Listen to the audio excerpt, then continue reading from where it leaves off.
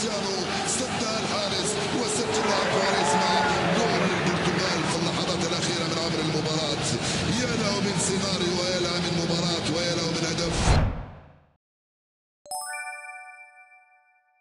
ريكاردو أندري كواريزما برناردو صاحب أجمل ترافيلا في تاريخ كرة القدم. في يوم من الأيام كان الأكتر موهبة، كان الحصان اللي البرتغال كلها رهنت إنه هيكسبها. بالفعل فضلته أغلب الأندية على رونالدو نفسه.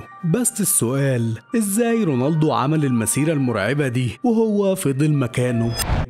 يوم 26 سبتمبر سنة 1983 في الجمهورية البرتغالية وبالتحديد مدينة لشبونة اتولد ريكاردو كواريزما وسط أسرة فقيرة وبسيطة من أب هندي مغترب وأم رومانية غجرية، وكان الابن التاني بعد أخوه الأكبر. كبر كواريزما في شوارع لشبونة وملاعبها، وظروف نشأته الصعبة صنعت منه طفل متمرد وصلب. قدر يتغلب على العنصرية المباشرة اللي كان بيواجهها من كل اللي حواليه بسبب جنسية أبوه الغير أوروبي وأصول أمه الغجرية، لحد ما وصل لسن 11 سنة وبالتحديد سنة 1994.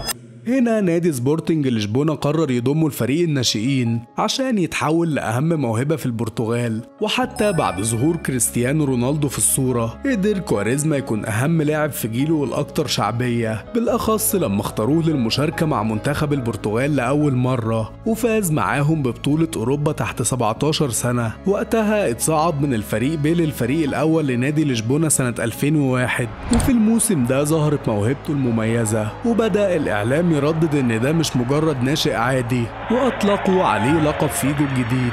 والشعب كله بقى مستني البطل اللي هيحقق ليهم الأمجاد. في الموسم ده لعب كواريزما 36 مباراة، سجل فيهم 5 أهداف وصنع 4. والفريق كان في فترة كويسة وقدر يكسب الدوري والكاس وكاس السوبر عشان يبدأ الموسم الجديد وهو معتمد عليه بشكل أكبر. بس بسبب عدم قدرة المدرب على توظيف المواهب وأزمات مالية مرت على النادي، الفريق خسر كل البطولات اللي كان بينافس عليها. وبرغم ظروف لشبونة الصعبة، قدر كواريزما يساهم في 10 أهداف في 38 مباراة، وده رقم كويس جدا للنوع ده من اللاعبين اللي بيفضلوا صناعة اللعب عن التسجيل والمساهمة المباشرة. وكل ده كان كافي انه يحرك اكبر اندية اوروبا للتعاقد مع اهم موهبتين في البرتغال وقتها، وبتكون اسبانيا محطته التانية، ونصيبه بيبعته لكاتالونيا وبيوقع مع نادي برشلونة في 2013 مقابل 6 مليون جنيه استرليني. بعد ما اختاروا بينه وبين كريستيانو اللي راح اليونايتد وقتها، وصل كواريزما للكامب نو كل العيون عليه. والفريق كان قوي جدا بقيادة المدرب فرانك ريكارد اللي ما كانش محترف كفاية في التعامل مع اللاعبين.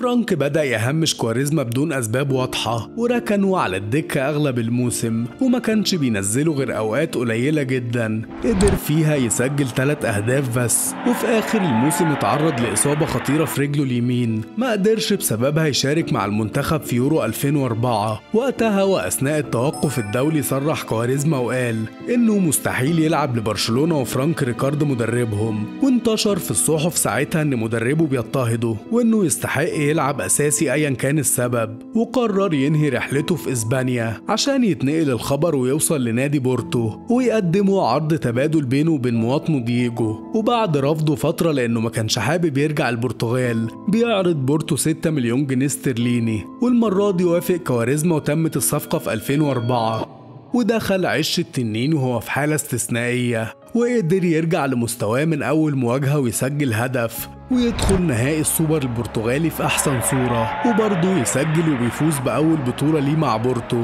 وأنهى الموسم بتسجيل 5 أهداف، وأكتر لاعب صناعة في الدوري البرتغالي. وبترجع الأضواء تتجه تاني لموهبته، بالأخص مع الاستمرارية والتطور اللي حصل له. قدر كواريزما في الفترة دي يكون المحرك وسبب رئيسي في فوز فريقه ب3 دوريات متتالية و4 كؤوس برتغالية، وجمع جوائز فردية كتير زي أفضل لاعب وصانع في الدوري. واهم انجاز حققه مع مدربه ادريانس انه عرف يقتل نقطة ضعفه كجناح مهاجم فقط، وطور مهامه الدفاعية وبقى لاعب متكامل ومؤثر. وانهى رحلته مع بورتو بعد 149 مباراة سجل فيهم 32 هدف وصنع 67.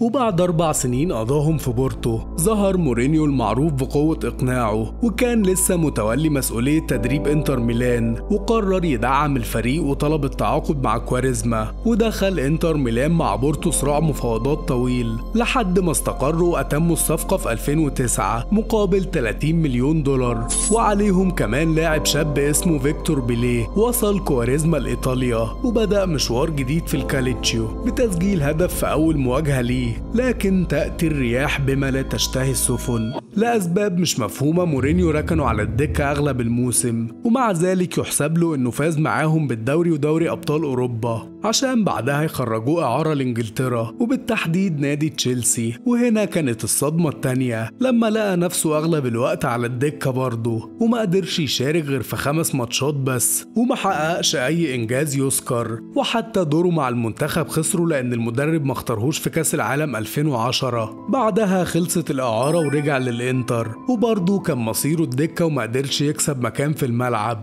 تقريبا مورينيو متخصص في الموضوع ده. بعدها قرر كواريزما يروح على تركيا في يوليو 2010 عن طريق نادي بشكتاش مقابل 3.5 مليون يورو، ومع خروجه من ال5 دوريات الكبرى وسعره اللي نزل 10 أضعاف، الكل توقع إن دي نهايته.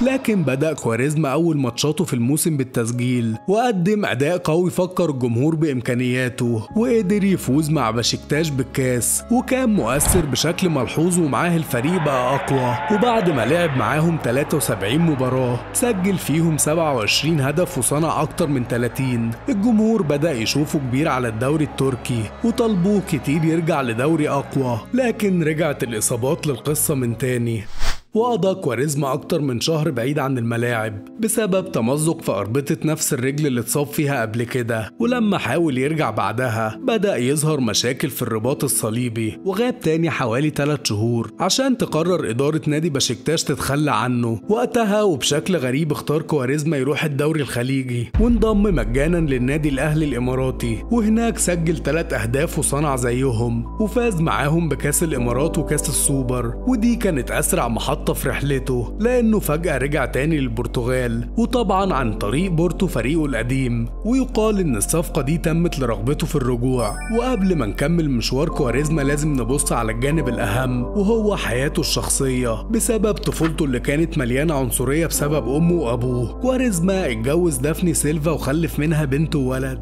لكن حياته معاها ما كانتش أحسن حاجة، وده اللي كان بيظهر دايما في وسائل الإعلام. وأصعب فترة مرت عليه كانت الفترة اللي ظهر فيها وجسمه مليان وشوم. وقتها اتسلط الضوء على وشم الدموع، وقالوا إن معناه إن صاحب الوشم عمل جريمة وندمان عليها، لكن الحقيقة والسر اللي ظهر بعدها هما إن كواريزما كان بيستثمر في مشروع مع أخوه الكبير، واكتشف إنه بينصب عليه وخسره فلوس كتير، فقطع علاقته بيه تماما وعمل الوشم تعبيرا عن حزنه. ومع إن حياته الشخصية شبه مجهولة، إلا إن كل اللي ظهر منها كان مأساة وحزن. في 1 يناير سنة 2014 كانت أكبر الأحداث في حياة كواريزما لما دخل استاد بورتو وسط استقبال 10,000 مشجع حضروا كلهم عشانه وبس، وده كان دافع قوي إنه يرجع لمستواه بتاع زمان. بدأ الموسم بالتسجيل في أول مباراة أوروبية ضد فرانكفورت، وبعدها على طول يسجل هدف التعادل ضد نابولي عشان يدخل ماتش البايرن بفورمة رهيبة ويسجل هدفين ويكون السبب في فوز بورتو في ربع النهائي. وكان مؤثر كالعادة على مستوى الصناعة وإتاحة الفرص، لكن لسبب مش مفهوم قرر في 2015 يرجع تاني لتركيا عن طريق نادي بشكتاش برضه، والمرة دي رجع وسط استقبال الجمهور اللي أظهروا تقديرهم ليه، ووعدهم بالدوري وتقديم أفضل ما عنده. وفعلا كان نجم الفريق كالعادة، وقدر يصنع فرص كتير ويسجل 5 أهداف ويفوز مع الفريق بالدوري. وجوده كان مخلي المجموعة في مستوى تاني خلاهم يحافظوا على لقب الدوري لتاني سنة، وده لفت الأنظار البرتغالية عليه مرة تانية، واختاروا المدرب عشان يشارك في أوروبا 2016، وكان قد المسؤولية وعمل بطولة كويسة وسجل هدف الفوز ضد كرواتيا في آخر دقايق وأهلهم لربع النهائي. وبعدها ب5 أيام كان أبرز لاعب في مباراة بولندا وسجل ركلة الفوز ووصلهم للنهائي عشان يحافظ على مكانته لحد 2017 ويلعب يلعب مع المنتخب كاس القارات ويسجل ويصنع كالعادة وينهي البطولة في المركز الثالث. وفي 2018 تم اختيار كواريزما لأول مرة عشان يمثل البرتغال في كاس العالم، وكان مميز وطاغي بأسلوبه في الملعب وقدر يسجل هدف الصعود لدور ال16 ضد إيران، لكن الفريق ما كانش في أفضل حالاته وخرج بسرعة من البطولة.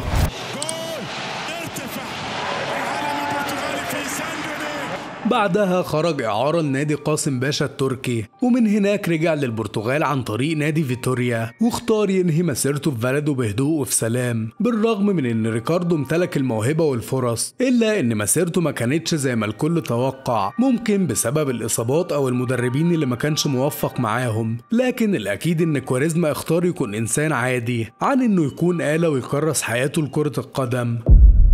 ودي نهاية روايتنا. ما تنساش تشترك وتفعل الجرس عشان يوصلك كل جديد.